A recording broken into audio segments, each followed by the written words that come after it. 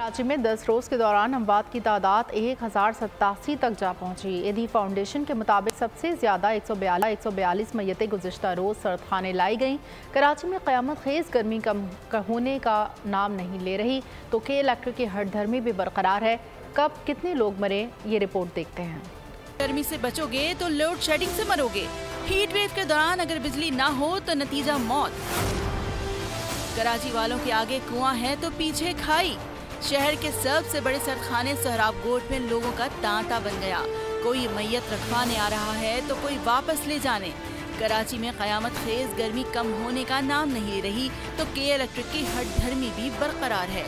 फैसल ईदी अगर ना बताते तो किसी को मालूम ही ना होता हजारों लोग कैसे मर गए।